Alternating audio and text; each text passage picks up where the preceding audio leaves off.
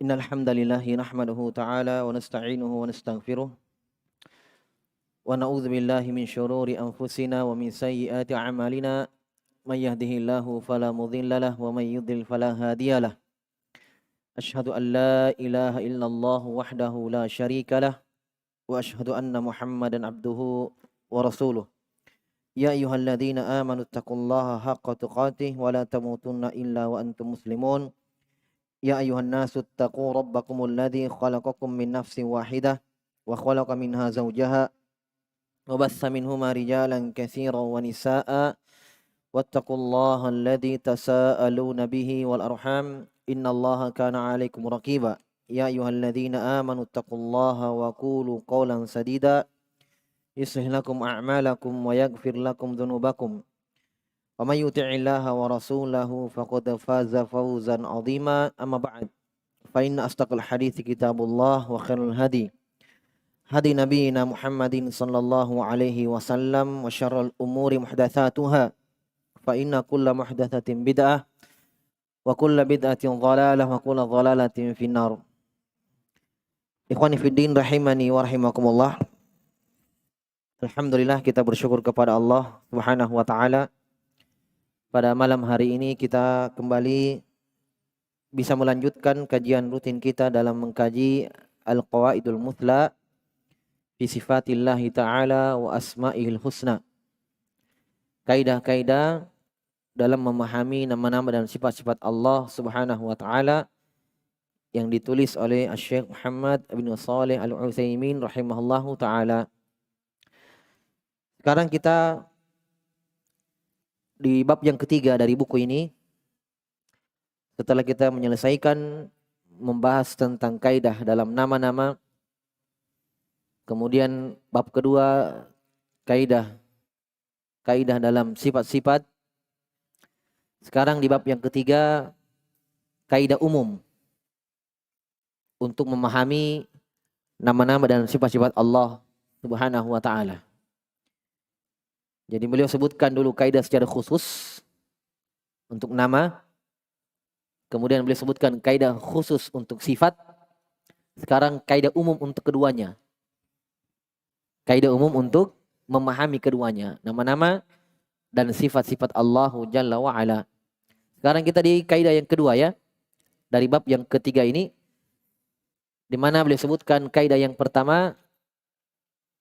Kaidah dalam memahami nama-nama dan sifat-sifat Allah secara umum, yaitu kata beliau di kaidah yang pertama, dalil-dalil yang dengannya diambil darinya nama-nama dan sifat-sifat Allah Subhanahu wa taala hanya ada dua sumber, Al-Qur'an dan sunnah Nabi sallallahu alaihi wa ala alihi wasallam. Tidak bisa diambil dari kias. Tidak bisa diambil dari istihsanat, anggapan-anggapan. Karena sudah berlalu pembahasannya dalam kaidah khusus nama-nama dan sifat-sifat Allah, bahwa pembahasan tentang nama dan sifat-sifat Allah Subhanahu wa taala adalah tauqifiyah. Terbatas pada dalil. Kemudian beliau sebutkan ketika ada nama atau sifat yang ditetapkan oleh Al-Qur'an, kita tetapkan. Kemudian ada sifat yang ditetapkan oleh Al-Qur'an dan sunnah, kita tetapkan. Ada sifat yang dinafikan oleh Al-Quran, kita nafikan dari Allah. Ada sifat yang dinafikan oleh Nabi dalam hadits, kita nafikan dari Allah. Jelas ya? Ini ada penyebutannya. Isbatan wa nafian. Penetapan dan penafiannya. Nah, beliau sebutkan cabang dari kaidahnya. Bagaimana ketika ada yang disandarkan kepada Allah atau disebutkan yang tidak ada penetapan dalam Al-Quran dan dalam sunnah, dan tidak ada pula penafiannya. Jelas? Di tengah-tengah dia. Tidak ada penetapannya dan tidak ada penafiannya. Beliau contohkan lafaz jiha. Arah. Iya kan? Beliau contohkan lafaz jiha, arah. Bagaimana kalau ada yang sandarkan arah untuk Allah, arah. Ya, 6 arah, depan, belakang, kanan, kiri, atas, bawah. Ini jiha, arah. Maka beliau terapkan kaidahnya. Berhubung karena lafaz arah ini ya untuk Allah tidak ada penyandarannya dalam Al-Quran dan Sunnah dan tidak ada penafiannya dalam Al-Quran dan Sunnah, maka yufassal fiha, dirinci. Paham? Dirinci. Maknanya dirinci. Lafadznya tawakuf. Itu tidak disandarkan kepada Allah dan tidak dinafikan. Tapi maknanya kata beliau, kalau lafadz jiha ini, arah ini yang diinginkan dengannya makna yang baik dan ada sifat untuk Allah Subhanahu wa taala, maka disandarkan untuk Allah maknanya. Seperti yang diinginkan lafadz jiha arah atas.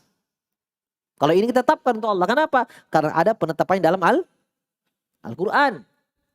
Di dalam Al-Quran Allah Subhanahu wa taala sebutkan tentang istiwa.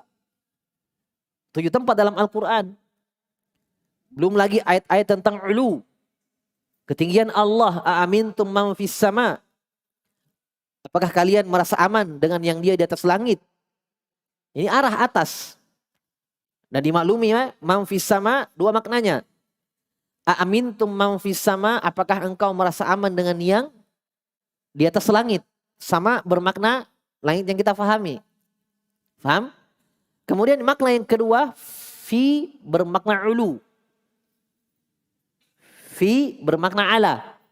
Ulu. Jelas ya? Itu ada dalam Al-Quran. Ada dalam Al-Quran. Ala bermakna, fi bermakna ala. Aamintum man ala sama. Makna yang kedua, sama bermakna atas. Paham? Sama bermakna atas. Kalau makna yang pertama, sama bermakna langit yang kita lihat, yang biru. Maka fi bermakna ala. Berarti aamintum man ala sama. Jelas ya? Yang kedua, sama bermakna ulu. Karena dari sisi bahasa Arab, sama segala sesuatu yang di atas kita. Itu sama. Makanya langit yang biru dikatakan sama. Karena dia di atas. Makanya dalam Al-Quran banyak penyebutannya awan. Ya, disebutkan dalam Al-Quran hujan dari sama. Itu dari atas. Bukan dari langit. Sebab hujan bukan dari langit. Dari awan. Aamintum man fil ulu. Ya, aamintum man fil ulu. Ini semua dalil tentang uluullah. Iya, ketinggian Allah, di atasnya Allah Subhanahu wa taala, fauqiyah. Wa huwal qahir fauqa ibadi. Dialah Allah yang menguasai hambanya, menundukkan hambanya, fauqa ibadi, di atas seluruh hambanya. Ini semua dalil tentang ulu. Dan ini arah. Paham ikhwan ya? Ini arah atas. Kita tidak nafikan, itu arah atas. Kalau jiha ini yang diinginkan untuk Allah, Ahlus Sunnah tetapkan. Paham ya? Tapi kalau yang diinginkan dari jiha arah bawah, ya, atau semua arah, di mana-mana, batil. Dan ini yang mereka inginkan sebenarnya. Yang mereka inginkan makna yang batil. Makanya di dalam kitab-kitab buku-buku Asy'ariyah, akidah orang-orang Asy'ariyah, mereka mengatakan kita nafikan Allah Subhanahu wa taala dari an-jihati sid, dari 6 arah atau dari arah yang 6. Ini dibantah oleh Ahlus Sunnah. Karena yang mereka inginkan lafaz jihah adalah lafaz ulu. Yang mereka inginkan dari jihah itu arah atas. Dia dinafikan Allah dari segala arah yang ada, termasuk atas. Itu yang mereka inginkan. Jelas ya? Dan ini kaidah umum sebenarnya dari Ahlus Sunnah, bahwa ketika Ahlul Bid'ah mengeluarkan kata-kata, mengucapkan kata-kata yang mujmal, ya, multi tafsir, itu memang sebab itu pekerjaan mereka itu dari dulu. Dari masa ke masa. Itu salah satu senjata mereka. Memakai kalimat-kalimat yang multi tafsir. Yang kadang diinginkan dengan kebenaran, diinginkan dengan kebatilan. Tapi mereka inginkan adalah kebatilan. Lihat contohnya seperti di zaman Imam Ahmad rahimahullahu taala fi takhalqul Quran. Ya. Ketika Imam Ahmad rahimahullahu taala disiksa, dipaksa untuk mengatakan Al-Quran adalah makhluk, disiksa, 3 atau 4 generasi pemerintahan, 4 kali berganti pemerintahan, semuanya madhabnya sama, Al-Quran adalah makhluk. Setelah itu terganti dengan pemerintah yang berpemahaman ahli sunnah. Maka orang-orang Jahmiyah lari sembunyi. Yang awalnya mereka mengatakan Al-Quran adalah makhluk, lari, bersembunyi. Ya. Kemudian mereka keluar kembali dengan menghembuskan kalimat-kalimat yang baru. Muncullah madhab lafziyah. Lafziyah itu apa? Dia katakan lafzi bil Quran makhluk. Lafzi bil Quran makhluk. Pelafazanku terhadap Al-Quran makhluk. Tidak berani mengatakan Al-Quran makhluk terang-terangan. Sebab pemerintahnya Ahlussunnah sekarang. Berani kalau mereka ucapkan dipenggal. Disiksa. Harus mengatakan Al-Quran kalamullah. Terus mereka ucapkan kalimat yang ada benarnya, ada salahnya. Lafzi penyebutanku adalah makhluk. Kalau yang diinginkan dengan perbuatannya benar. Karena perbuatan manusia adalah makhluk. Ciptaan Allah. Termasuk perbuatannya membaca Al-Quran. Tapi yang diinginkan yang lafzi adalah al-malfuz. Yang terlafadzkan yaitu Al-Quran, Yasin, lafzi, malfuz. Kalau ini yang kalian inginkan dengan makhluk, itulah ucapan Jahmiyah. Dan ini yang mereka inginkan. Makanya Imam Ahmad yatafatton pada waktu itu. Imam Ahmad langsung faham. Imam Ahmad mengatakan, man qala lafzi bil Quran makhluk, Jahmi. Siapa yang mengatakan lafzi bil Quran, Jahmi. Imam Ahmad rahimahullah langsung faham. Ini mereka orang-orangnya sama saja. Jelas ya? Itu menunjukkan seperti itu. Mereka selalu menggunakan kalimat-kalimat yang seperti itu. Tapi di antara bentuk pertolongan Allah Subhanahu wa taala terhadap agamanya, Allah Subhanahu wa taala menjadikan di sana ada a'immat ahli sunnah. Para imam ahli sunnah. Yang mereka itu yudafi'una anis sunnah, membela sunnah Nabi sallallahu alaihi wasallam. Baik, itu di antara faedah dari kaidah yang pertama. Ketika ada lafaz yang seperti itu ya. Jadi diimani ketika dia bermakna yang benar untuk Allah, yang sabit untuk Allah. Adapun makna yang tidak ada untuk Allah dinafikan. Ini ketika lafadznya tidak ada penetapannya secara tasrih dalam Al-Quran dan tidak ada penafiannya secara jelas. Paham ya? Sekarang kita pindah di kaidah yang kedua. Kaidah umum dalam memahami nama-nama dan sifat-sifat Allah Subhanahu wa taala. Qala rahimahullahu taala fil qawaidil musla al-qaidah as-saniyah. Al-wajibu fi nususil Qur'ani was sunnati ijra'uha ala zahiriha duna tahrifin. La siyama nususus sifati haitsu la majala lirra'yi fiha. Sudah ini ya? Atau belum? Hah? Saya lupa juga. Sudah lama libur. Sudah atau belum? Belum ya? Kan saya lihat belum di kuning-kuning situ. Belum. Belum ini. Taib. Ini sampai di sini kemarin. Kaidah kedua kata beliau rahimahullahu taala, yang wajib di dalam memahami nusus jamak nas. Nas itu ya Al-Quran maupun sunnah itu nas.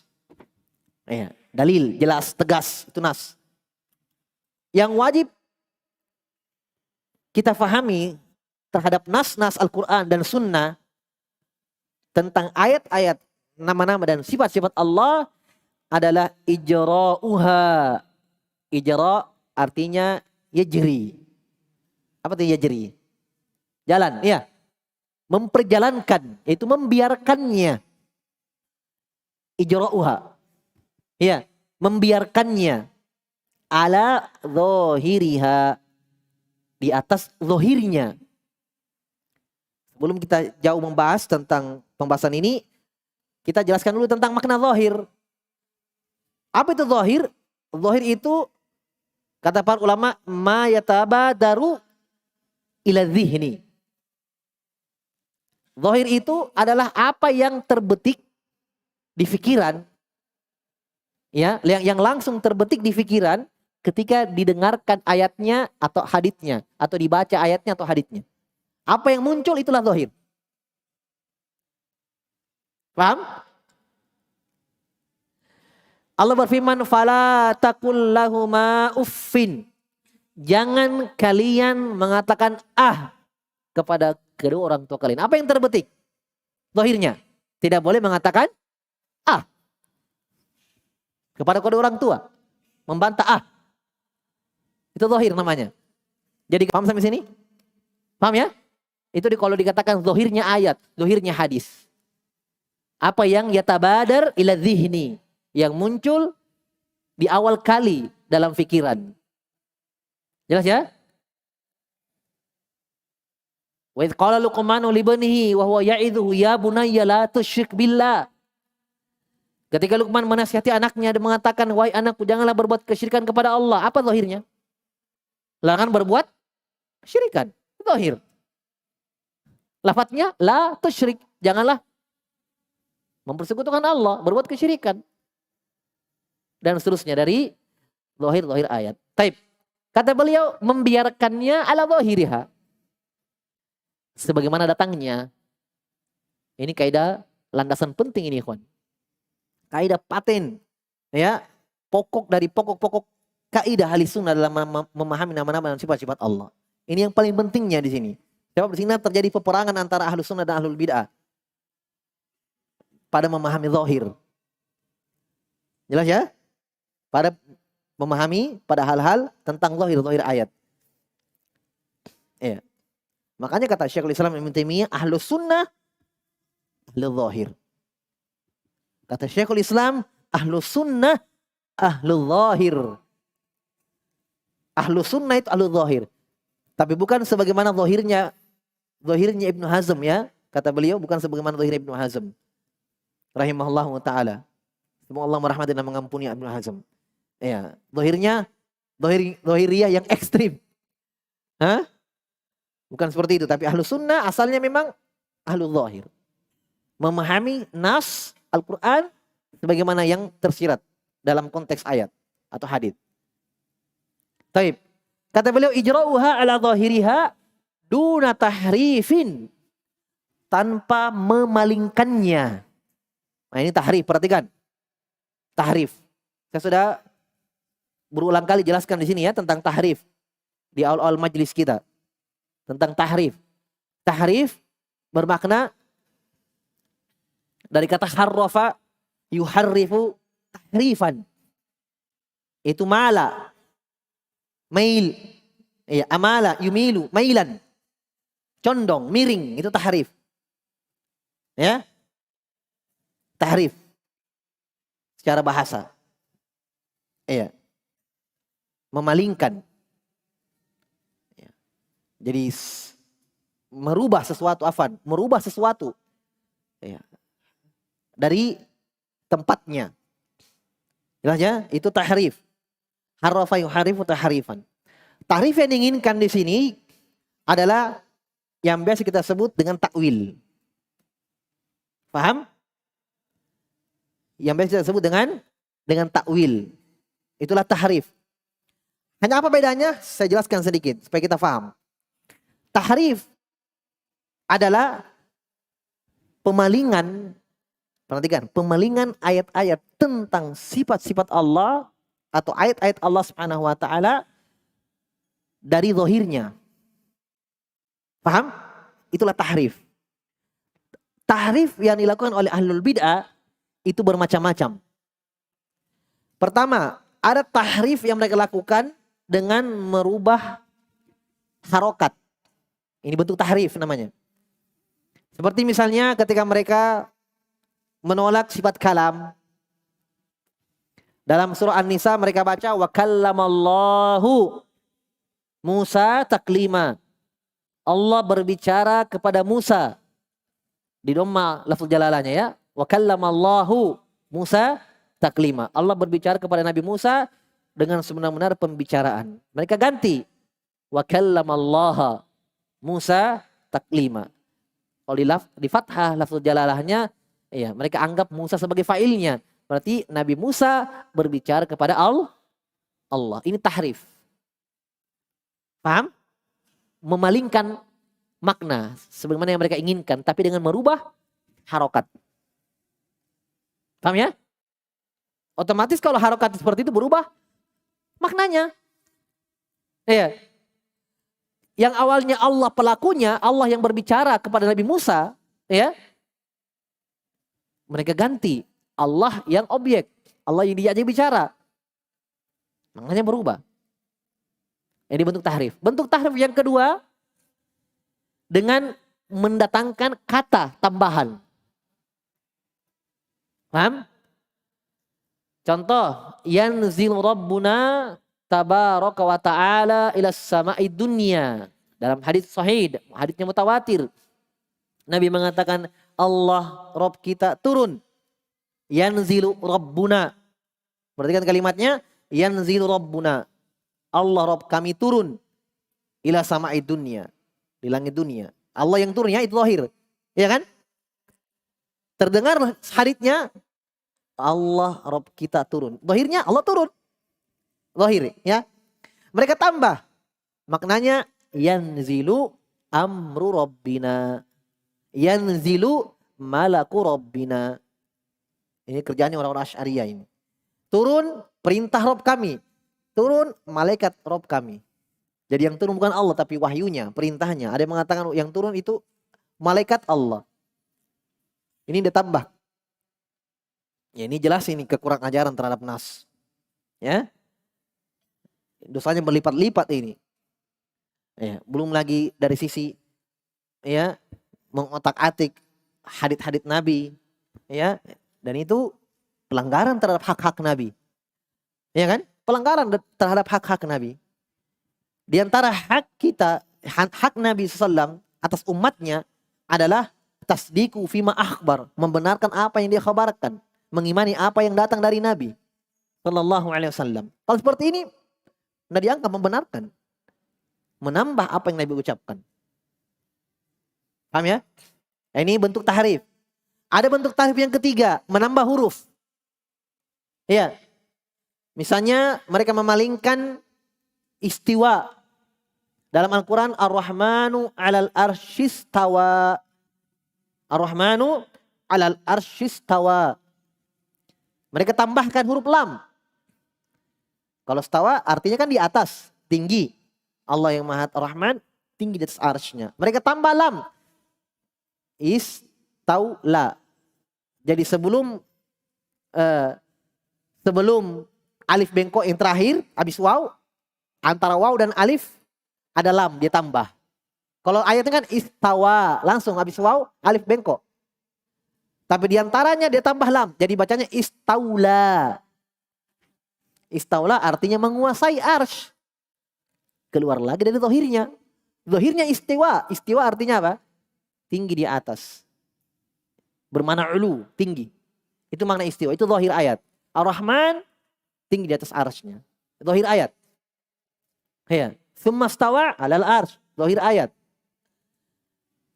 Hanya memang tidak mau mereka. Ya, tidak mau. Memaksakan diri. Sudah, caranya ganti. Tambahkan lam. Jadi mereka katakan di dalam ceramah-ceramahnya, istawa bermakna istaula. Tambah lam. Istawa menguasai, istaula artinya menguasai arsy. Bukan di atas, bukan Allah di atas arsy, tapi Allah menguasai arsy. Paham ya? Makanya ulama menyebutkan bahwa nunnya Yahudi dan lamnya orang Asy'ariyah itu sama. Orang Yahudi juga dalam Al-Quran, faqulu hittatun naghfir lakum khotoyakum. Ya, hittah diperintahkan untuk ucapkan hittah. Dia tambah nun jadi hintah, artinya biji. Nah, mereka tambahkan lam. Para ulama menyebutkan dalam beberapa bait syair, ya, nunul yahudi walamul jahmiyah. Ya, nunnya Yahudi dan lamnya Jahmiyah Asy'ariyah sama. Tahrif. Kata Allah, yuharrifunal kalima amma wadhi'ih. Mereka mentahrif kalimat-kalimat Allah, ayat-ayat Allah amma wadhi'ihi, dari tempat-tempatnya, itu dari zahir-zahirnya. Paham? Ini makna tahrif. Nah, itulah yang biasa disebut dengan kata takwil. Paham ya? Jadi takwil sendiri, perhatikan. Takwil sendiri, takwil itu ada beberapa makna dalam syariat penggunaannya. Tidak semua kalau antum dapatkan kata takwil dalam buku, langsung, oh ini batil. Tidak. Ada takwil bermakna tafsir. Seperti doa Nabi terhadap Ibn Abbas. Allahumma faqihu fid dini wa'allimhu ta'wil. Ya Allah, fakihkanlah dia terhadap agama dan ajarkanlah dia tentang takwil, itu tentang tafsir. Kedua, takwil bermakna hakikat sesuatu. Inilah ucapan Nabi Yusuf dalam Al-Quran. Di akhir kisahnya, di akhir takwil mimpinya, beliau mengatakan, ya abati hadza ta'wilu ru'yaya min qabl qad ja'alaha rabbi haqqan. Ya wahai ayahku, inilah takwilnya mimpiku yang sebelumnya. Itu hakikat mimpiku yang sebelumnya. Paham? Nah, takwil yang ketiga, ini dia. Takwil yang ketiga bermakna memalingkan zahir ayat dari maknanya. Itulah dia tahrif yang tadi. Nah, disitulah ketemu antara takwil dan tahrif. Ketemu di situ. Tahrif, takwil sama. Hanya ya para ulama kadang menggunakan takwil, kadang menggunakan kalimat tahrif. Ya. Jelas ya? Nah, ini di sini Syekh menggunakan kata tahrif. Sebab itu lebih luas, cakupannya lebih umum. Ya. Jadi masuk di dalamnya memperjalankan ayat itu, membiarkannya sesuatu akhirnya tanpa memalingkannya. Entah itu menambah huruf, entah itu menambah kata, entah itu mengganti harokat. Paham? Masuk semua di sini. Dengan makna tahrif yang saya sebutkan tadi. Atau jenis-jenis tahrif yang disebutkan tadi. Paham ya? La siyama nususus sifat.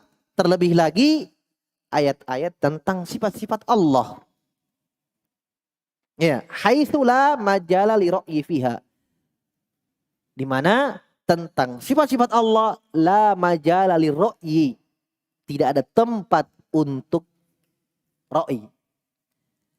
Ijtihad, pendapat, tidak ada. Jelas ya?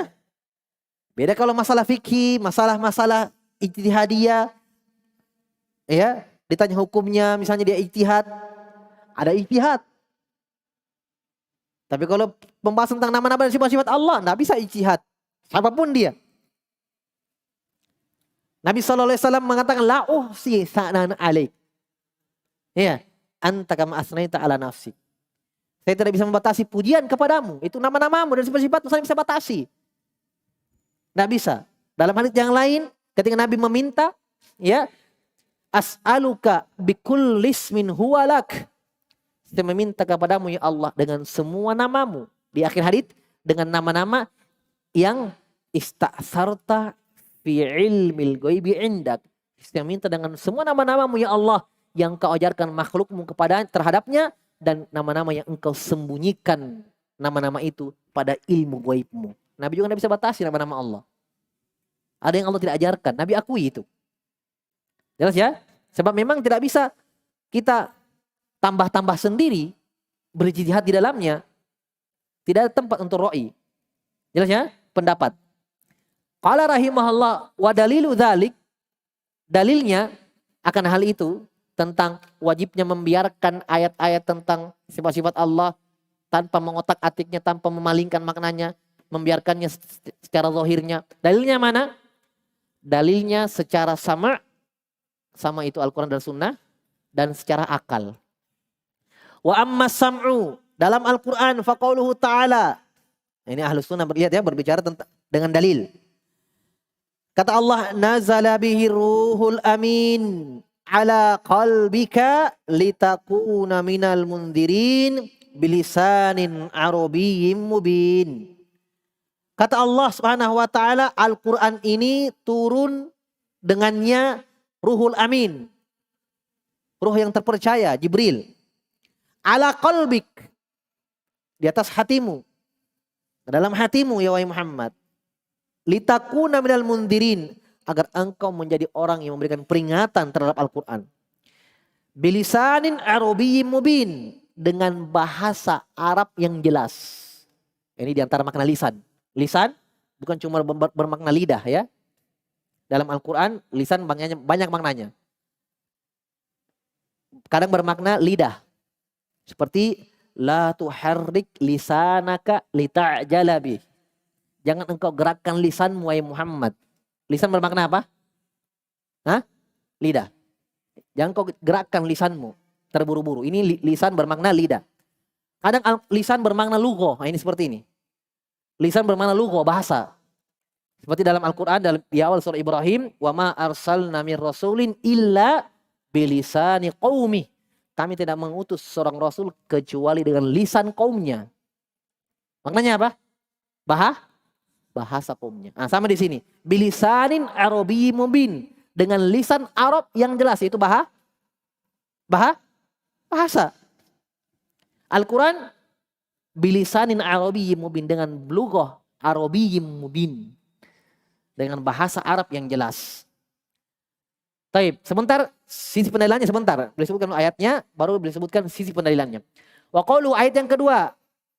Inna anzalnahu Qur'anan Arabiyyan la'allakum ta'qilun. Yusuf ayat kedua. Ya, surah Yusuf ayat kedua. Kami turunkan Al-Quran Arabiyya, berbahasa Arab. La'allakum ta'qilun, agar kalian fahami. Ayat ketiga, qauluhu ta'ala, inna ja'alnahu Qur'anan Arabiyyan la'allakum ta'qilun. Kami menjadikannya Quran itu berbahasa Arab agar kamu pahami. Nah, perhatikan. Sekarang sisi pendalilannya. Berarti 3 ayat boleh sebutkan untuk menyebutkan dalil bahwa ayat-ayat tentang sifat diperjalankan, dibiarkan, imani, ditetapkan sebagaimana zahirnya. Kata Allah Subhanahu wa taala pada 3 ayat ini, kata beliau, wa hadza yadullu, ini menunjukkan ala wujubi fahmihi. Ya. Menunjukkan akan wajibnya kita memahami Al-Qur'an. Ala ma yaktadihi zahiruhu bilisanil Arabi. Faham? Coba lihat ayatnya, perhatikan. Kami turunkan Al-Qur'an dengan berbahasa Arab. Kami jadikan dia berbahasa Arab agar kamu pahami. Kami jadikan dia berbahasa Arab agar kamu pahami, mudah memahaminya. Berarti memang Allah Subhanahu wa taala mengisyaratkan dari 3 ayat itu kita pahami Al-Quran, ya, apa yang datang. Paham maksudnya? Karena Allah memilih bahasa Arab, dan Allah turunkan dan pilih bahasa Arab, bahasa yang paling mudah, agar kita pahami. Karena Al-Quran diturunkan fungsinya agar kita pelajari, tadaburi, dan paham. Makanya salah ikhwan kalau kita katakan bahasa Arab itu bahasa yang paling susah. Takillah. Al-Quran bahasa Arab, Allah katakan saya disebutkan, dipilih, Allah pilih bahasa Arab agar kamu pahami. Berarti memang yang paling mudah. Dan mungkin Allah pilih bahasa yang paling susah dan untuk dipahami. Ini nasnya. La'allakum ta'qilun, agar kamu pahami itu Al-Quran. Makanya kami pilih dengan bahasa yang paling mudah. Mudah itu bahasa Arab. Ya. Ustadz, saya banyak guruku tapi tidak paham Kak. Gimana? Hah? Bukan itu, bukan bahasa yang susah. Nah, ini yang butuh diasah, butuh dipacu. Ya. Tidak bermalas-malasan, belajar orang. Seperti itu. Adapun bahasa Arab sendiri mudah. Bahasa Inggris dia pahami, itu lebih susah. Ya, bahasa Arab bahasa yang paling mudah. Baik. Kata beliau rahimahullah, ini menunjukkan bahwa wajibnya kita memahami Al-Quran sesuai dengan apa yang tersirat konteksnya, terkandung pada lafadznya, dengan bahasa Arab yang jelas. Paham ya? Nah, tidak bisa memang kita palingkan, tidak bisa. Sebab apa yang Allah sebutkan, sekarang kita bahas, kita tidak keluar tentang ayat-ayat yang lain. Sekarang kita fokus kepada ayat-ayat tentang sifat. Ya, kita tidak fokus kepada ayat-ayat dalam Al-Quran tentang yang ayat-ayat yang lain. Sekarang kita fokus kepada ayat-ayat tentang sifat-sifat Allah. Sekarang, ketika Allah sebutkan nama-namanya, ketika Allah sebutkan sifat-sifat di dalam Al-Quran, ada tidak yang kita tidak paham? Hah? Allah sebutkan maha mendengar. Ada tidak yang tidak paham tentang pendengaran itu apa? Allah sebutkan Allah Al-Basir yang maha melihat. Ada tidak yang tidak paham tentang apa itu penglihatan? Butuh diri cara lagi. Penglihatan adalah semua difahami. Makanya Syekhul Islam mengatakan, dinukil oleh muridnya juga Ibnu Qayyim, kata mereka berdua dalam buku-bukunya, bahwa semua nusus, semua nas tentang ayat-ayat atau hadits-hadits tentang sifat-sifat Allah, semuanya jelas. Tidak ada yang butuh penafsiran-penafsiran. Paham? Tentang sifat-sifat Allah. Ada tidak paham tentang makna turun? Turun dari atas ke bawah kan begitu. Kalau bawah ke atas naik. Ada yang tidak paham tentang makna rahmat? Kasih sayang? Jelas semuanya. Paham ya? Illa ayam tani'a minhu dalilun syar'i. Kecuali, nah perhatikan, ketika kita memaknakan ayat ini secara zahirnya, ada nas syar'i menghalanginya. Ada nas syar'i yang menghalanginya. Itulah kedalaman bahasa Arab, ikhwan. Paham? Saya dekatkan pemahaman antum ya. Makna solat secara bahasa apa? Solat. Doa kan? Iya, doa, solat. Solat ini, kalau saya inginkan solat secara bahasa, doa. Kalau saya inginkan solat secara syariat, istilah syariat apa yang antum pahami? Pergi solat. Nah, apa itu yang diinginkan? Pergi doa. Apa itu? Solat. Gerakan ibadah dari takbir hingga salam. Paham? Sekarang. Ada ayat begini. Tentang orang yang keluarkan zakat. Orang yang keluarkan zakat. Kata Allah Subhanahu wa taala, "Wa sholli 'alaihim inna sholataka sakunun lahum." Inna sholataka sakunun lahum. Wahai Muhammad, salatlah terhadap mereka ya yang mengeluarkan zakat. Tunggu salatmu wahai Muhammad untuk mereka, ketenangan untuk mereka. Salat apa di sini? Tentang orang yang mengeluarkan zakat ini. Salat apa ini? Doa. Masa disolati Allahu Akbar mati? Salat jenazah. Bukan, doa. Doakan mereka. Berarti salat di situ bermakna secara lugha. Paham? Baik. Ada ayat begini tentang orang munafik, la tusolli ala ahadim minhum mata abada wala takum ala qabri, dalam surat Taubah. Jangan kamu solati mereka yang mati di kalangan mereka, orang kafir, dan jangan pernah berdiri di kuburannya. Apa itu solat? Solat apa? Solati. Jangan solati. Iya kan? Itu makna-makna di dalam Al-Quran. Ketika kita maknakan secara syar'i terhalangi, kembalikan ke lugha. Ke makna lugha. Ketika kita memaknakan secara lugha, ada dalil syar'i yang menghalangi, kembalikan ke makna syariat. Tapi asalnya makna syariat. Itu contoh ya di keluasan bahasa. Nah, sekarang Syekh singgung di sini. Ketika lafaz ayat ya, kita memaknakan secara zahirnya, tetapi ada nas yang menghalanginya. Ada ayat atau nas dalil syar'i yang menghalanginya kalau dimaknakan secara konteksnya. Paham? Saya contohkan sebelum kita azan. Di dalam Al-Quran, dan ini bukan ta'wil. Kalau kita maknakan secara zahirnya, ya, selesai. Tidak ada yang menghalanginya, jelas. Ketika kita memaknakan secara zahirnya, ada penghalangnya, ya, kita ada maknakan dengan dalil syar'i tadi, maka sebenarnya kata para ulama itulah zahir. Contoh. Allah berfirman dalam Al-Quran,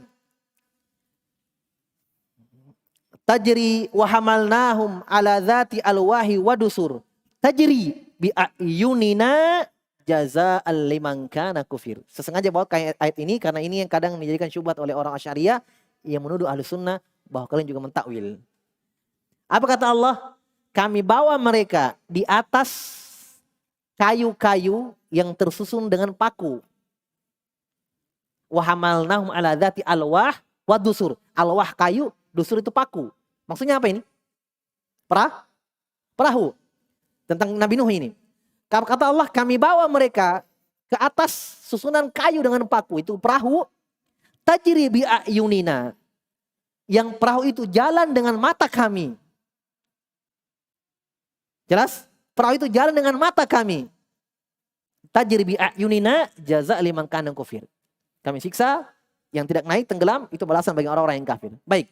Sekarang, apa yang tersirat dalam pikiran antum? Pada lafaz tajri bi ayunina, jalan dengan mata-mata kami. Saya minum dulu. Apa dohirnya? Apa yang tersirat? Apa yang muncul di situ? Perahu jalan dalam mata? Perahu jalan dalam mata Allah? Atau bingung? Apa dohir? Nah sekarang ahlus perhatikan. Ini jahilnya ahlul bidah di sini. Ahlus sunnah tidak mengatakan di situ bahwa perahu jalan dalam mata. Mereka katakan, berarti kalian mengingkari atau menyelisih kaidah ini yang membiarkan secara zahirnya. Ini kaidah kedua. Kita katakan tidak. Kita katakan tidak. Ahlus sunnah tidak memahami perahu itu jalan dalam mata Allah. Karena terhalang dengan dalil syar'i. Dalil syar'inya mana? Nyata perahu itu jalan di mana? Di air. Tidak ada yang mengatakan dalam mata. Berarti itulah zahir sebenarnya. Makanya nanti akan ada pembahasannya, hanya sudah waktu. Ya. Zahir itu, zahir nas ayat Al-Quran diambil dari kesempurnaan ayatnya. Bukan sepotong. Di awal ayat dan akhir diambil semuanya. Apa yang tersirat dari makna itu, itulah zahir ayat. Yang pertama. Yang kedua, tidak bertentangan makna ahlu sunnah di dalam ayat ini. Tajri bi ayunina, itu perahu itu jalan dalam pengawasan Allah. Penglihatan Allah. Karena Allah melihat dan mengawasi dengan mata. Jadi sama sekali bukan memalingkan ayat. Itu zahirnya bahwa Allah mengawasi perahu itu dengan mata Allah. Justru ayat ini menetapkan dalil bahwa Allah punya mata. Jelas? Perahu itu jalan di air. Tapi perahu itu dijaga oleh Allah. Tidak ditenggelamkan, yang dimana semua makhluk tenggelam. Yang tidak naik di perahu. Perahu tidak. Ya, terselamatkan dari banjir. Allah yang jaga. Allah jaga dengan penglihatan Allah, sifat penglihatan itu. Dan Allah melihat dengan mata Allah. Makanya ditakbir dengan kalimat mata. Tidak ada pemalingan. Nah, mereka itu ahli sunnah memalingkan. Nah, ini yang diinginkan di sini. Paham ya? Jadi semuanya sebenarnya tetap makna zahirnya. Jelas ya? Semuanya tetap pada koridor syar'i, tetap pada makna zahir, tidak menyelisihi kaidahnya. Taib. Qala rahimahullahu taala, sedikit lagi, wa qad dzammallahu 7 menit ya. Wa qad dzammallahu taala al-yahuda ala tahrifihim. Allah telah menghinakan, mencela orang Yahudi terhadap tahrifnya mereka. Mereka bermalingkan ayat-ayat. Wa bayyana annam bi tahrifihim min ab'adin nasi anil iman. Dan Allah jelaskan bahwa dengan tahrifnya mereka, dengan mereka memalingkan ayat-ayat Allah, mereka adalah manusia yang paling jauh ya dari keimanan. Allah berfirman, afatatma'una ay yu'minu lakum wa qad kana fariqum minhum yasma'una kalam Allah summa yuharrifuna min ba'di ma aqaluhu wa hum ya'lamun. Kemudian perhatikan ayatnya ya, yasma'una kalam Allah, yang mereka kaum itu mereka mendengarkan ayat-ayat Allah, summa yuharrifunahu, kemudian mereka mentahrifnya, memalingkannya. Itu orang Yahudi. Jelas ya?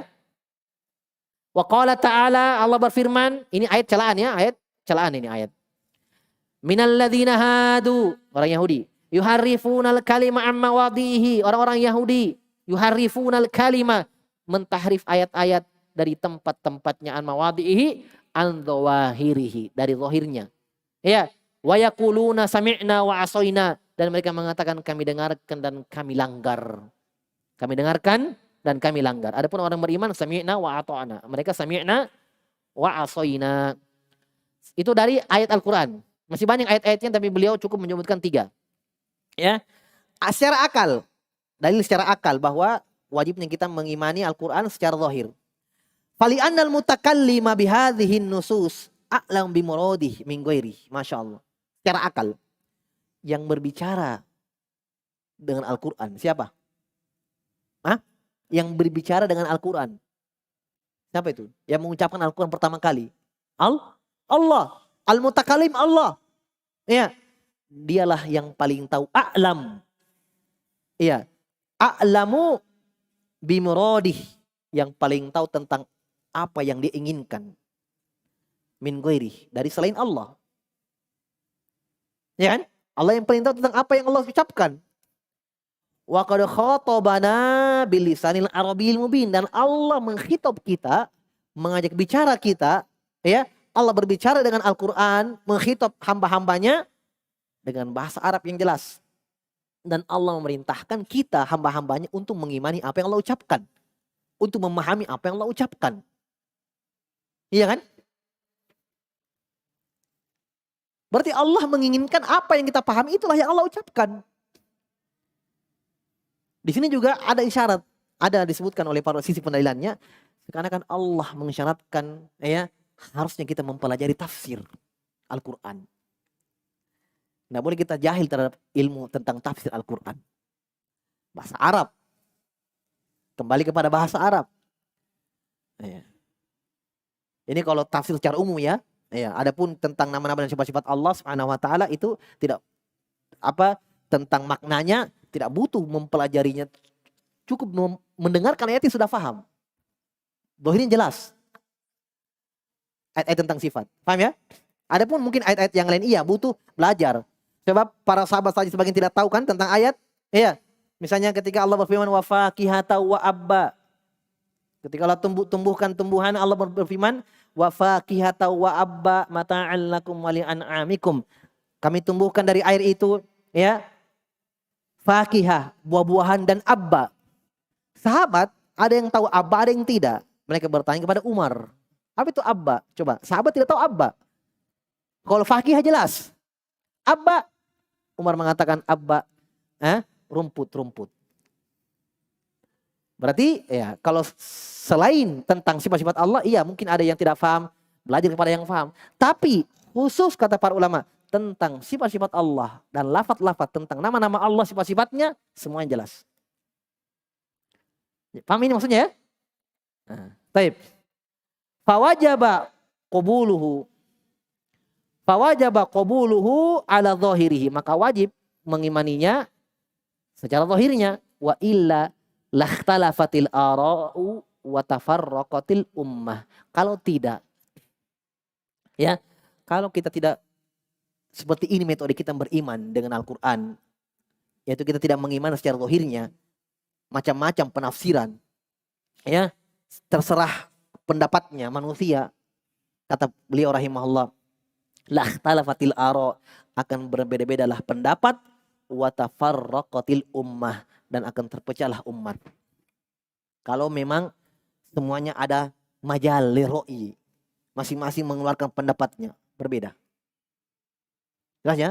Nah, makanya dibahas ikhwan di dalam kaidah usul tafsir tentang perselisihan, perbedaan-perbedaan tafsir dari ahli tafsir. Itu tidak semua perbedaan yang kita dapatkan itu kita pahami langsung, oh ada perbedaan, ada khilaf di kalangan ahli tafsir. Oh tidak, hati-hati. Iya kan? Tidak semua. Seperti misalnya contoh, ketika Allah berfirman wa'tasimu bihablillahi jami'a, berpegang teguhlah dengan tali Allah. Ada yang mengatakan la ilaha illallah, ada yang mengatakan Al-Quran, ada yang mengatakan sunnah Nabi. Berbeda tidak ini semua? Tidak ada perbedaan. Iya kan? Tidak ada perbedaan. Datang orang yang tidak belajar, oh terjadi khilaf di kalangan ahli tafsir. Tidak khilaf itu. Al-Quran sunnah sama semua. Itulah hablullah. Demikian pula penafsiran urwatil wuthqa. Iya. Wa may yakfur billahi wa yu'min billahi faqad istamsaka bil urwatil wuthqa. Dia telah berpegang teguh dengan tali Allah yang kuat. Semuanya kembali kepada satu, sama saja. Hanya perbedaan lafaz. Iya. Ini istilahnya khilaf lafzi saja. Maknanya semua sama. Nggak bisa kita katakan itu perbedaan tafsir. Nah, banyak-banyak tentang tafsir Al-Quran berbeda para ulama ahli tafsir seperti itu sebenarnya. Itu dipelajari ya di dalam usul tafsir. Dalam ilmu kaidah memahami tafsir Al-Quran. Wallahu a'lam bishawab. Kita cukupkan dulu. Kita berpindah nanti pada kaidah yang ketiga. Naktabi hadzal qadar. Subhanakallahumma bihamdik. Asyhadu an la ilaha illa anta astaghfiruka wa atubu ilaik. Wa akhiru da'wanan alhamdulillahi rabbil alamin.